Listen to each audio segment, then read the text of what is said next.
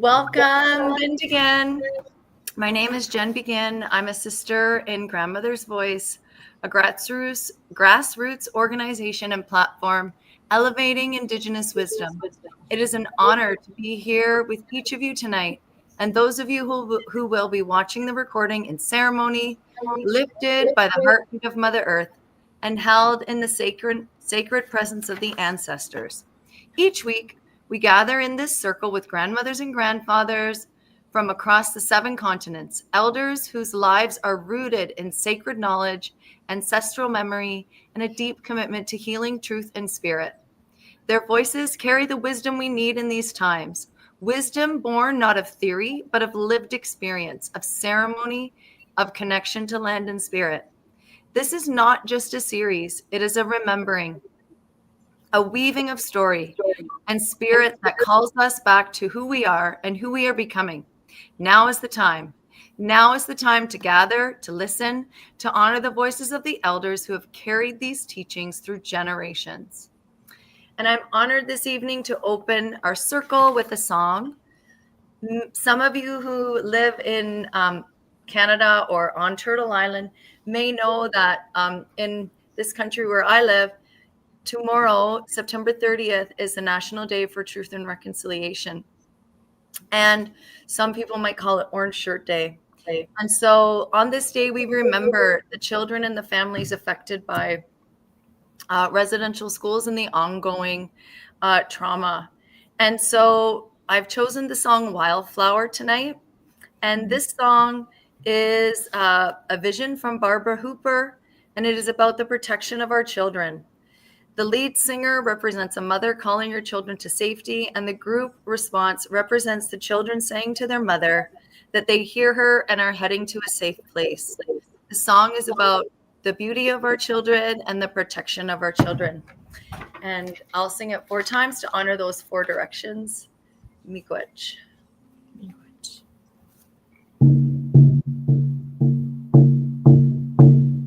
Hey, ah. Hey, ah, hey, ah, hey. Hey, ah, hey, ah, hey. Hey, ah, hey, ah, hey. Hey, ah. Hey, ah, hey, ah, hey. Hey, ah, hey, ah, hey. Hey, ah, hey, ah, hey. Yeah, hey, yeah, hey, yeah, hey, yeah, hey. Yeah, hey, yeah, hey, yeah, hey, yeah, hey. Hey, yeah, hey, yeah, hey. Hey, yeah, hey, yeah, hey. Hey, ah, hey, ah, hey, ah, hey. Hey, ah, hey, ah, hey. Hey, ah, hey, ah, hey. Hey, ah, hey, ah, hey, ah, hey. Hey, ah, hey, ah, hey. Hey, ah, hey, ah, hey.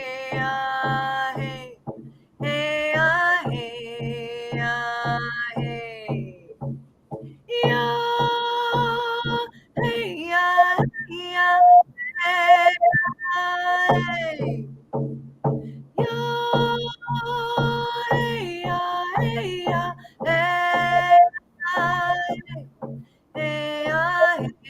yeah, hey, yeah, hey, hey, yeah, hey, yeah, hey. Hey, ah, hey, ah, hey. Hey, ah, hey, ah, hey, ah, hey, ah, hey, ah, hey. Hey, ah, hey, ah, hey. Hey, ah, hey, ah, hey, ah, hey. Hey, ah, hey, ah, hey. Hey, ah, hey, ah, hey. Yeah, hey, ah, hey, ah, hey,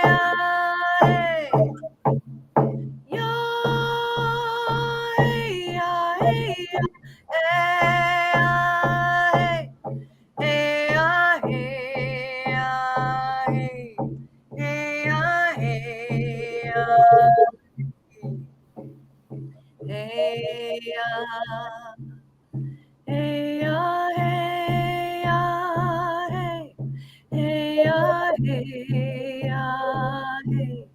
Hey ya, hey ya, hey. Hey ya. Hey ya, hey ya, hey. Hey ya, hey ya, hey. Hey ya, hey ya, hey. Ya, hey ya, hey ya, hey ya, hey. Ya, hey ya, hey ya, hey ya, hey. Hey ya, hey ya, hey.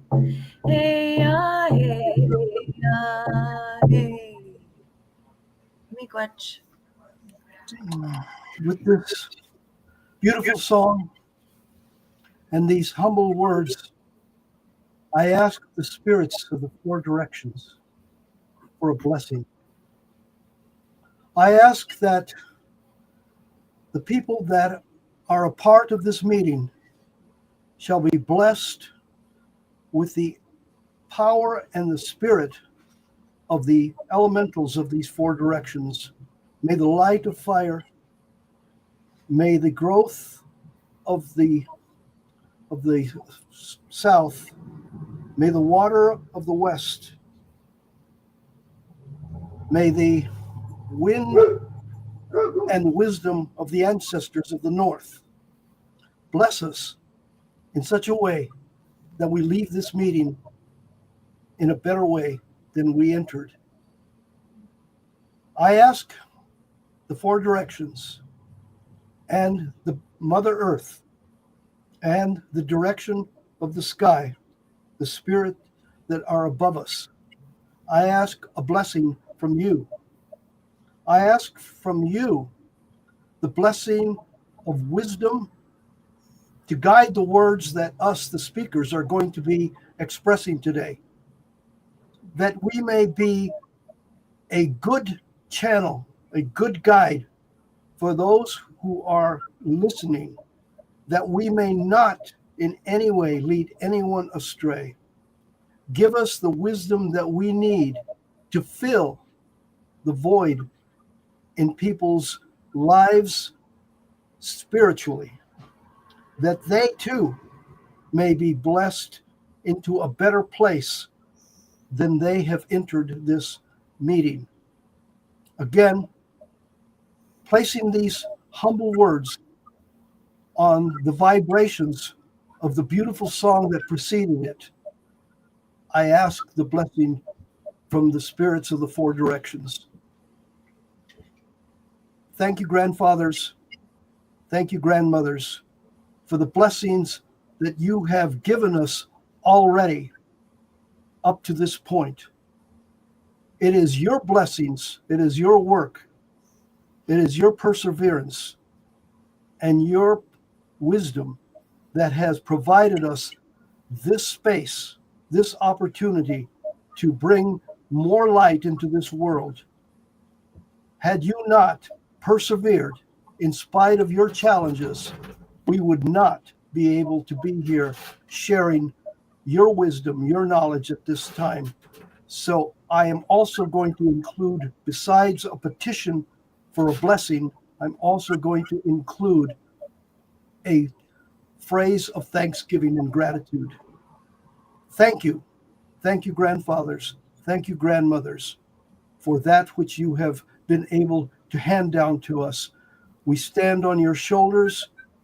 We are raised by the blessings of your words, the words that guided me to this place. And so, again, with humble words, I say thank you. May the beauty of the song on whose vibrations I am laying these humble words of gratitude on demonstrate to you the beauty of our sincerity. May the beauty of that song catch your attention so that these words might be heard by you. Thank you all. Thank you, grandfathers. Thank you, grandmothers. I've spoken. I think probably now it's time to hear from my sister, Abril. Well, before we do that, Patricio, I do want to just step in and just quickly thank you. Thank you both, Jen and Patricio, for bringing us here into this place, into this room. Both Abril, Alice, and Patricio have been here on the Mississippi River and left their footprints. And I'm sure the ancestral footprints from those who came before them such a long, long, long time ago had found them and recognized them when they were here. And so it just, even though you're physically not here, I feel that it's a coming home by having you tonight with us, both of you. And I'm grateful for that. I would just like to invite everyone, and thank you so much, Jen, for that honoring of the children, the residential school children, the whole thing that's been going on. And I wanted to remind everybody that last week we did talk about how we can eat and drink for the children in Gaza. And we can remember the children that have washed away in the floods at the little camp, and the children that were, have things that are happening to the children that are beyond their capacity to control, and that we can do that for them on their behalf. And it gives us that sense that we have something to say, and some part of that we're not just watching helplessly, because we know it's so much more than that. So I'm going to invite everyone now to turn the time over to you both. It's yours, however you want to use that. And that now this is the time where we are going to be able to be enriched and lifted and be able to do more of the work that we're doing in a better way because you are giving to us. Thank you.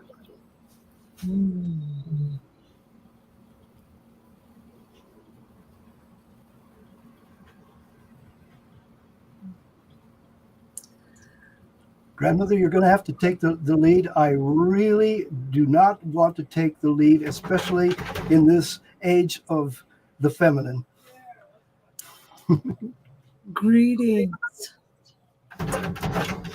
Nana sa Otawin and April or Abril Mondragon. Greetings, my relatives in the circle. I want to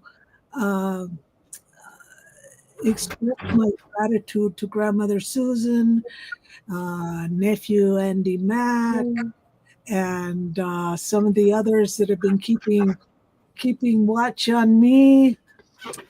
Because I've been in recovery for about 4 years, and they, you've continued to extend invitations for me to come and come into the spiritual circle like this.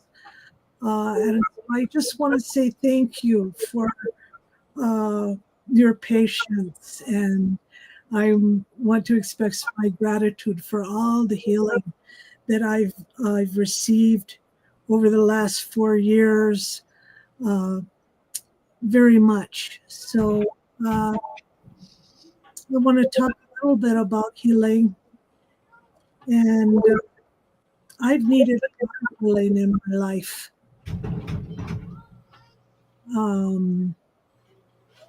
And people sometimes have asked me, they say, well, where do you find, an elder, and where do you find a medicine person, and all this stuff? And oh, geez,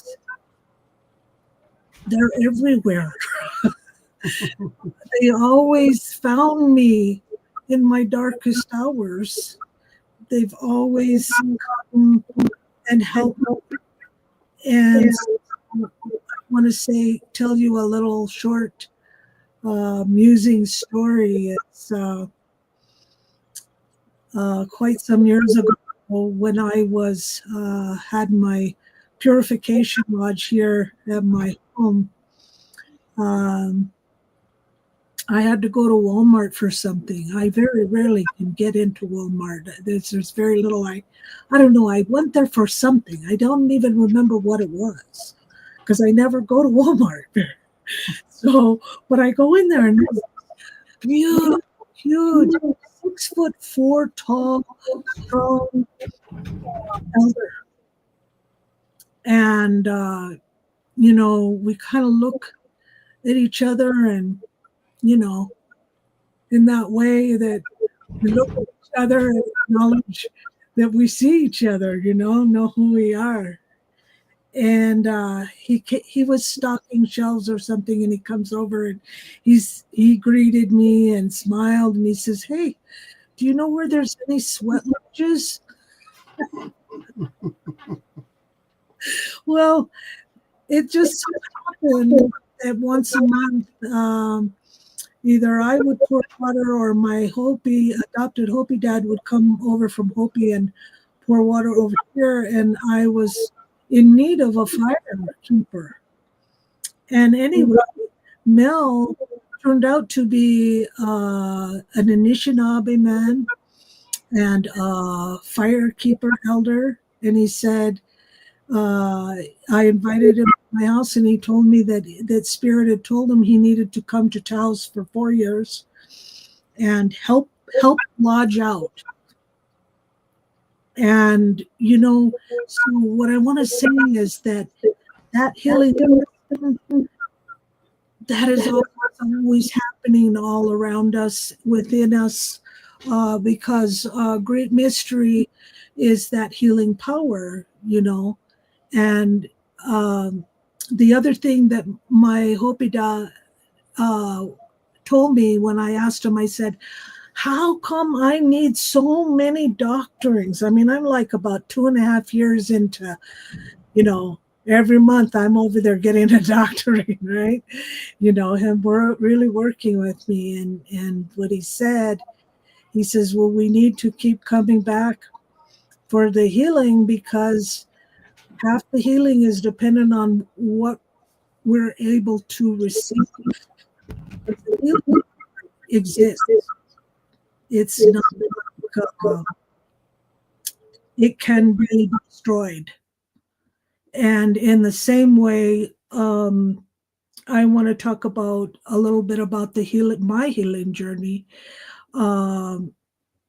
because this 4 years, I guess something happened this 4 years different than any of the other times I've been on my healing journey, which seems to be a lot in my life.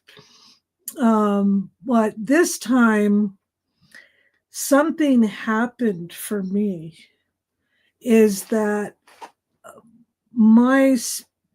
the energy of my spirit is so precious. It's eternal, but the energy as it is in the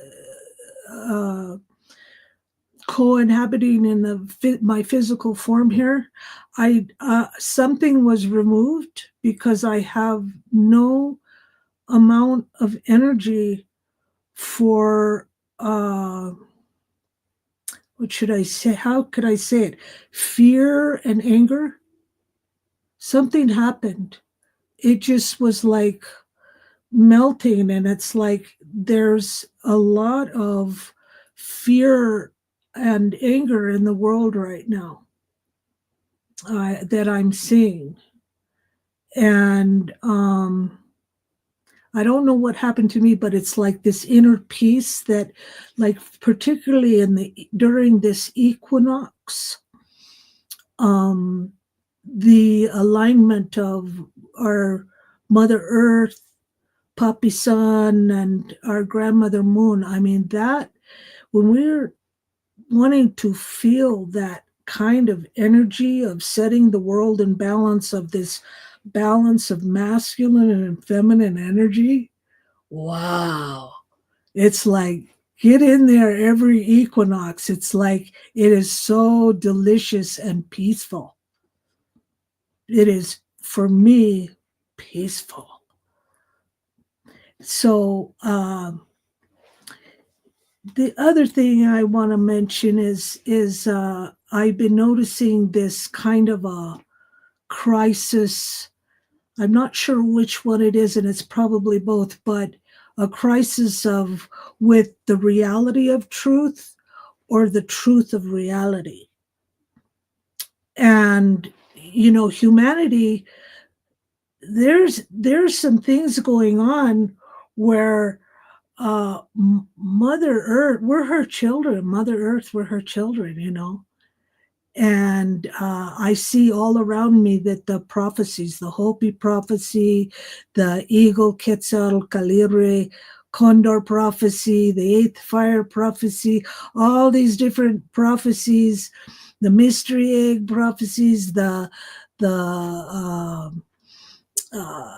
moving from the fourth world to the fifth world, or from the fifth to the sixth, depending on if you start counting from 0 or 1. But Mother Earth's been evolving for hundreds of thousands of years, and she has her own dream, her own evolution, and I understand that we are her as her children. Sometimes people ask me, they say, well, we need to ascend or something like that. And I don't know about that, because I understand when I listen to her and her dreaming, is she's taking her children with her. She evolves, we evolve. We cannot evolve separate from as human beings, whatever our human beingness and human forms are. And in that way is she knows who her children are that are listening to her. And so I know that there's a lot of effort to get that kind of reality of truth, or truth of reality, is that we aren't separate from her. We belong. We're her children, all of her children. And so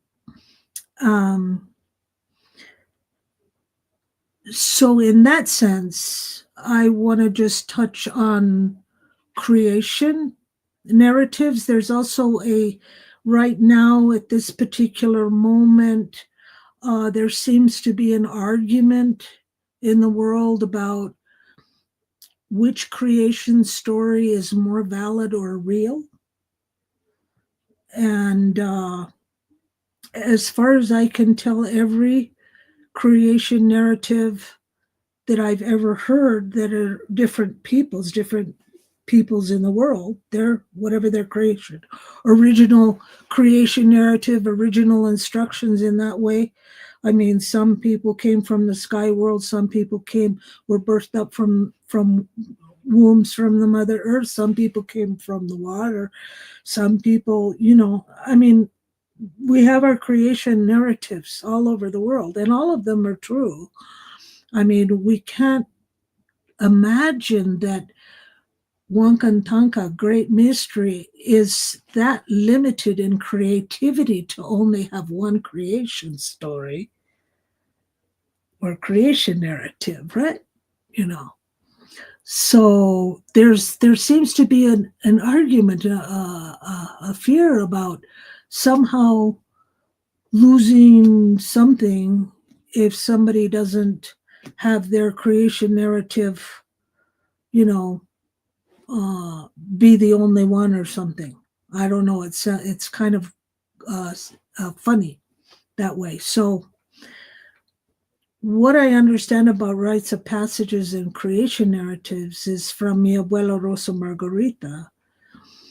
When I was passed my creation story with the dreaming traditions, I am cosmologically naturally made as a dreaming person.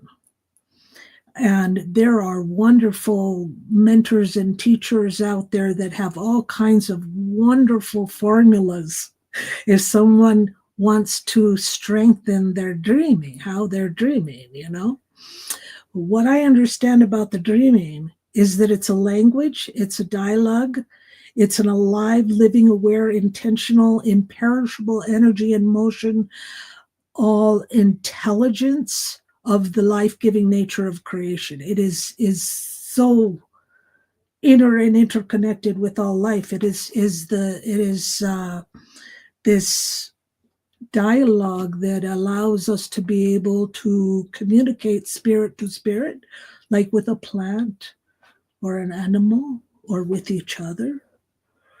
Some people call it our song, some people call it spirit, some people, there are various different names, but that's my understanding of the dreaming and the dream seed traditions, as mi abuela Rosa Margarita passed the creation story to me. And she was so powerful that she did not need to speak. My creation narrative took a full moon cycle to transmit. Every day was another unfolding from moon cycle to all the way for a whole month, like that. But she was that powerful of a dreamer that she didn't have to speak it or explain it. It was immediately three-dimensional, full technicolor feelings, awareness shared like that. And there are powerful, there were other powerful medicine people like that. She was a curandera as well. She made remedies and medicines and stuff. I do too, as well. In my family, we all have certain relationships with particular plant medicines like that. But I've met in my life, most of them are crossed over to the spirit world. The spirit world is so much bigger than the three-dimensional world that we are here, but we have a responsibility to be fully human. So in the last few thousand years, we've been told that the most important or more truthful or valid senses that we have are the physical senses, the 5 physical senses. But those 5 physical senses we also have in the spiritual world as well. Plus, there are many other spiritual senses like the dreaming, visions, intuition, creativity, the non-linear thinking, all those, the spiritual senses. This is why we do ceremony. This is why we do different things to strengthen ourselves spiritually, so that I asked one of my grandmas, Beatrice. I asked her. I says, "What does it mean to be a spiritual warrior?" She says, "We do all this stuff so that to face our own fears, and then when we see something that we need that spiritual courage for, we maybe a fear may come up, but we are strong enough to stay focused and clear with our intention, and that intention of creating beauty and harmony and peace in the world, setting the world in balance like that." And I want to say, Don Patricio, my family has 7 rites of passages. And I want to mention this again. The rites of passages, first is one thing. The dreaming that I call the dream time, the veil is very thin between the spiritual world and the physical 3-dimensional world that we live, and through the dreaming, that is where we can always talk to our ancestors and the future generations. And that's why there's that continuity. And in my own journey, my grief became so profound that I wanted to die. I couldn't stop crying. I was very sad. I had taken into myself the belief that what was before, because my matrilineal lineage had been broken and I had to work hard to find those threads of my own matrilineal heritage in my family, I had bought into a belief that broke my heart that I had lost all this knowledge, whatever, belonging. I grieved so, I went down the rabbit hole of grief so far that I found out that the power of the truth, the love of Creator, what are those original instructions that are passed from generation to generation? Some people call prophecy knowledge, some people call it the knowledge about how to live in good relation with one another and all life, all those kinds of teachings. Those are rites of passages, which each rites of passage at each stage in our life has knowledge that is given to, we are able to receive to help guide us on our spiritual evolution, growth, spiritual growth, healing, each one of those rites of passages like that. And so anyway, I grieve so far as that the truth is imperishable. What Wankantanka mystery created, I don't have the power to destroy it. It is still there. And I watched at different times in my life, going through different healing ceremonies and stuff, that memory gets unlocked, released when the whatever needs to be cleared or healed moves to the side like that. And maybe Don Patricio, because he brought forward with some other grandfathers, I guess it was in 2012,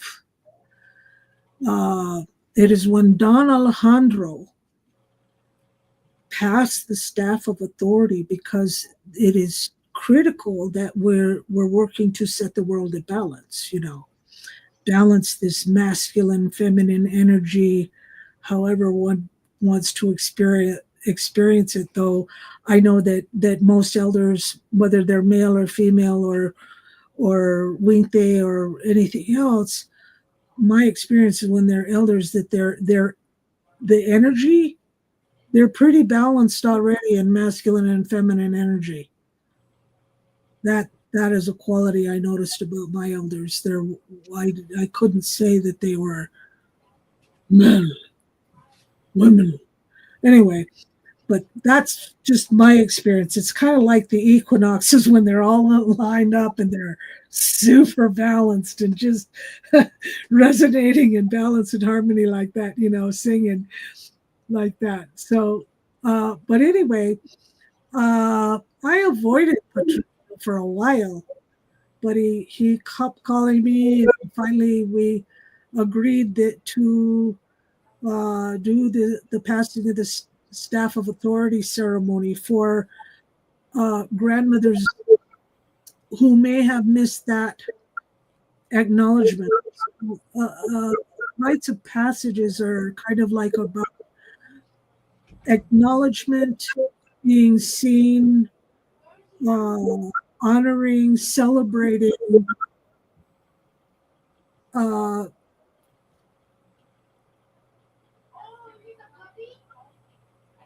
who you are, who you are becoming, who you, and the roles and responsibilities that you have, if you want to look at it that way.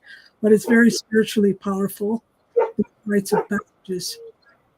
And my Hopi dad always said, because one time I was out there and one of my brothers, he was 56 years old, and And I get over there at Second Mesa, and they said, "Oh, good, come on, let's help us prepare for Harlan's rites of passage into manhood," you know. And I said, "But Dad," I says, "isn't he for like 56 years old?" My dad said, he says, "Yeah, he's 56 years old, but see, you guys, I need both of you." And he did that back when he should have had it. And we don't have control over how Creator,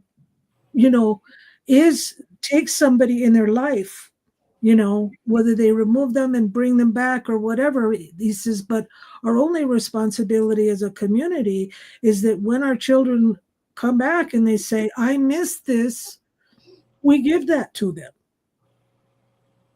Doesn't matter how old or what, because this is how important those rights are. So anyway, Don Patricio, so we have done that ceremony here a few times in Taos, I will say. Quite abundant here, but it's been quite some years since we've done it. And I know that Susan Stanton is talking about another gathering over there, and I'm feeling stronger. And I'm just going to put that out, is that if there's grandmothers and grandfathers that want to participate in something like this, that they're welcome to contact me. Patricio can, of course, answer for himself. And we can start having a dialogue about how that would happen for people. That's and I also, I think that no, Greetings again. Grandmother said something very, very, very, very profound that I'm going to unpack. And the phrase was rite of passage. A rite of passage is a physical expression, manifestation of a spiritual condition.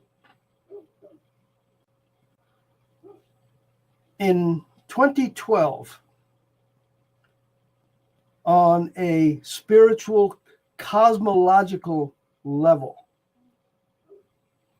there was a change in the order of things on the cosmic level, which of course filters down into the earth plane. That change was what we call the change of the age.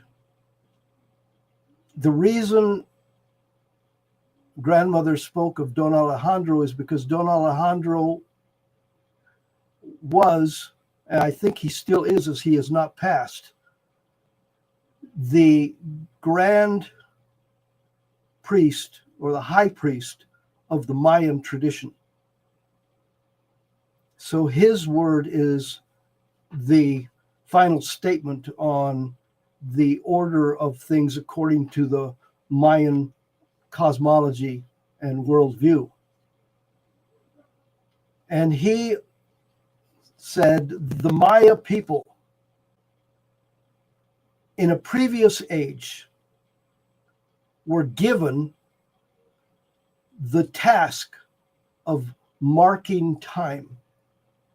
He said thousands of years ago, all of the native peoples came together in a grand meeting about the future.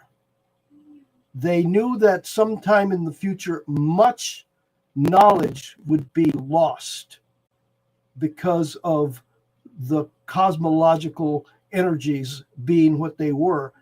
And it would be very challenging for any one group of people to maintain all of the knowledge.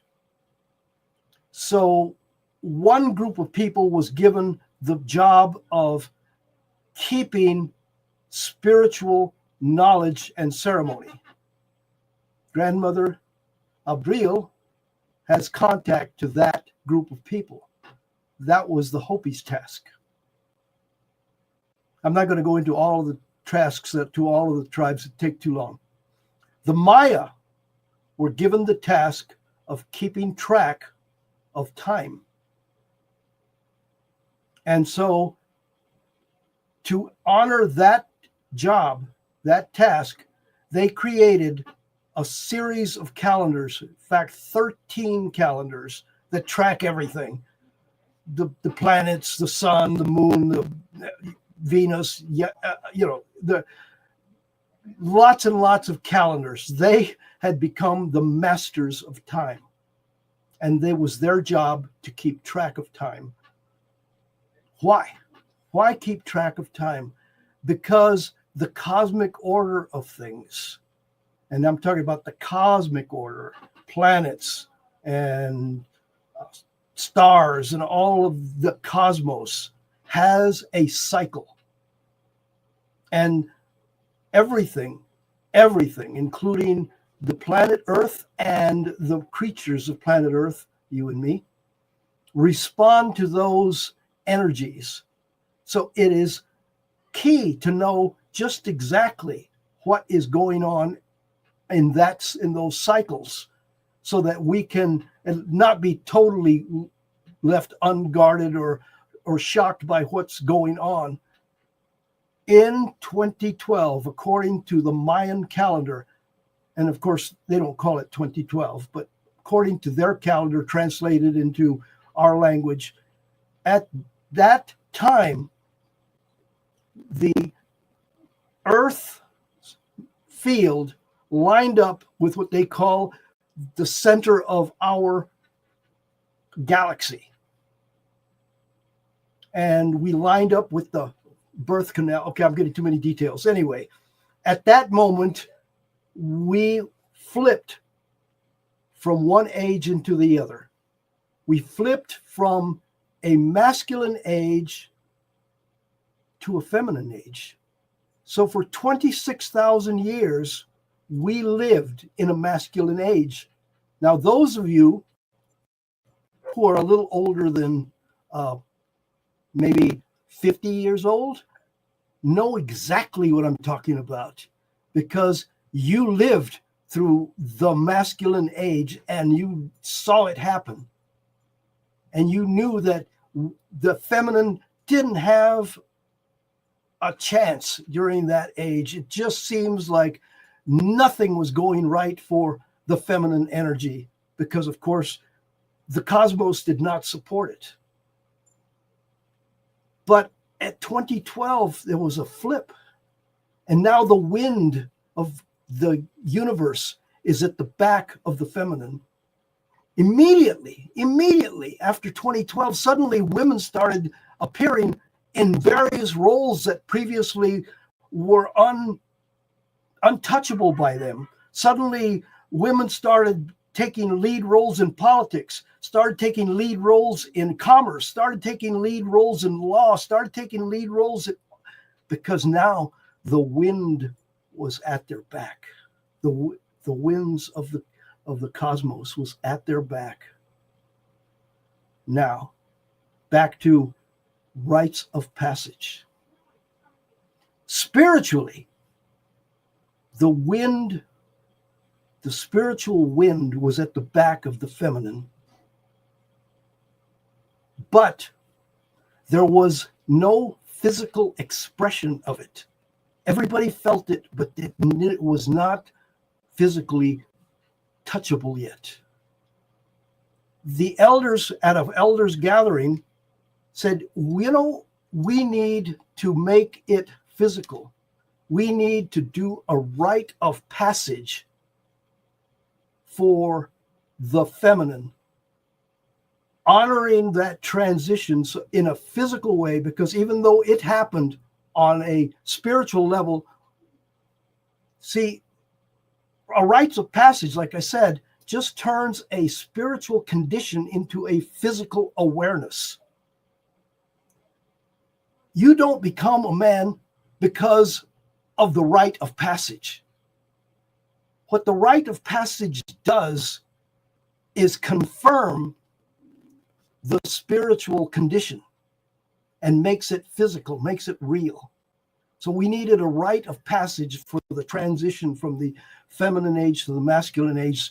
So the elders, men in this case, realizing that they had carried the staff of authority for the way of things in the masculine age, needed to physically do a rite of passage for the transference physically of the staff of authority to the feminine. So a ceremony, a rite of passage, was created for that purpose at a gathering of elders. That ceremony now has, as grandmother says, now been passed on to, well, it was originally passed on to the women that were present there. And so every one of them became a keeper of that rite of passage and its form. Grandmother Abril was one of the ones that received that ceremony, received that. So she is an authentic carrier of that rite of passage. And so when she does it for someone, of course, it's a lineage, it's an authentic lineage. So this, of course, will be added to the rites of passage maybe for quite a few decades, I would imagine, because the feminine age, even though spiritually happened on December 21st, I can't remember the time, 2012. I can't remember the time. Maybe it's like 1 or 2 in the morning. I forgot. I actually, I hate to admit this one. I missed it. We were all sitting up waiting for that moment when that moment happened, and and I dozed off. And like I heard everybody singing and I'm like, oh, and I had missed it. I had waited my entire life for that, and I fell asleep at the wheel. But I did catch I did catch it in a good way. I mean, I was part of the original elders that that created the rite of passage ceremony. So, yes, I was there, and I feel really good about that. But anyway, that's what I came on with grandmother about, because I knew she was going to talk about this rite of passage and this particular rite of passage. So I needed to kind of give you the backstory and the details, because this is now going to be weaved in, I hope, into the creation story as a little chapter. Of course, it's not the creation story. It's just a little chapter. It says, oh yes, and then there was some elders that got together and during the transition from the masculine age to the feminine age, and it'll be summarized, and names and won't matter. But anyway, and that's it. That's my that was my 1 cent contribution to the cosmic order of things, and I'm really, really grateful and feel blessed that I was there. But that's all, folks. That's all I'm here to talk about at this particular time. So thank you, grandmother, for giving me an opportunity to tell that story, because we had discussed it previously that you were going to mention that particular rite, and so I'm really happy to be able to tell the details and the backstory behind it.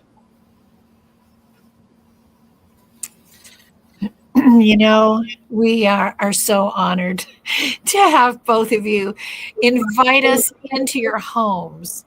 And that's what you've done. We're sitting right there with you in your house, and we're listening to you both laugh and think about these different things that have been you and how they have created who you are today. and the things that you're bringing now into the world that we so desperately need. And I'm so grateful for that. And I know for a fact that there are many, many people who are not on the call tonight, but who are listening at different times.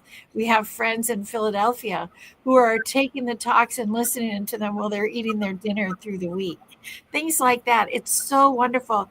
And even more importantly than just right now, these talks are going to be protected and saved for perpetuity.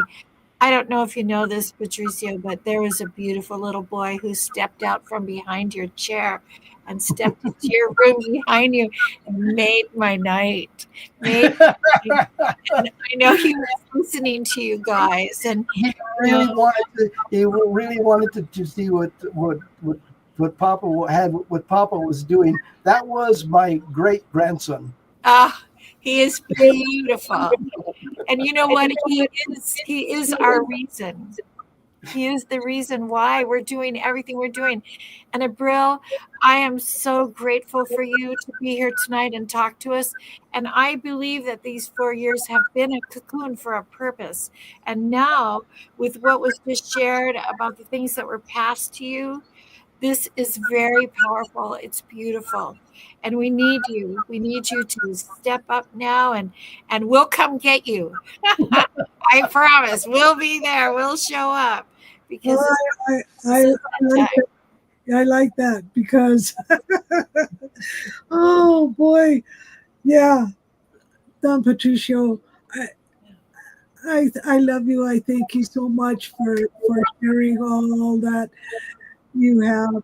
Thank you for being my friend, and we'll just see. We just planted that dream seed out in the world, and so we're going to see if it comes up. And because I've been getting calls, but due to my own circumstances, what I needed to clear up and heal some stuff this 4 years. So the dream seed is out there, and I trust that all who need to hear it and respond to it will. And look at that, Beautiful. Thank you very much, Jen and Mother Susan. I appreciate you very much. Well, we are family, and there's no doubt about that. We are family. So thank you. As we prepare now, the big thing is that we never close. We don't close because we're like the river and we just keep on moving. And I loved what you said, Patricio, about the river. And we don't close. I would like to add something. I haven't done this before, but I think it's important tonight. We know Solomon Wawati, and Solomon is going to be leading out the 8th fire ceremony that's coming up in Quebec. It's going to be October 7th. And I think that if anybody can be up that way or is up that way, it's important for them to know. I just had it here. I was going to share some information, but I lost it. I got so excited talking to you guys that I lost it. But so if you want to get on my page or whatever, but I know that it's coming. Most of it's in French. I don't speak French, but it's coming. And that 8th fire prophecy is very powerful because this is the time for that. When we come together, the Indigenous and the non-Indigenous, and we are actually all Indigenous to Mother Earth. I always say that if your feet touched her at the first place you landed, you are Indigenous. And we have this now responsibility together to protect her and to protect the children and the waters and everything else. So thank you. I just love you guys, all of you. And so with that, I'm going to turn it to Jen, who is going to take us into the next. Do you want me to say what's coming next week, or did you write that down? I wrote it down. Perfect. Miawin, Chimiigwech, Grandmother Susan, and to our honored grandmother and grandfather, elders and teachers who shared their voices with us tonight. What was spoken here lives beyond this moment. These teachings ripple forward. They awaken something ancient in us, something that remembers who we are and why we are here. The circle remains open. The fire is still burning. We carry it now with humility, with courage, and with love. So I invite you, tend the fire in your own heart. Listen to the voices of your elders. Walk with the ancestors. Speak truth. Be gentle and return here when the time calls again. You can revisit these teachings and follow the full 52-week journey on Grandmother's Voice YouTube channel. And next week, Monday, October 6th, we are honored to welcome Knowledge Keeper Yaki Sewa Valencia. She is the keeper of the Sisters of the One Drum, and she will be taking us into their gathering. And so not only will we hear from her, but she will bring the right people. They will be called to be there. And so until next time, may your path be lit with the wisdom of the grandmothers and grandfathers. And may you never forget, you are a part of this story too. Miigwech, Wamapi. Muhammad Taqi.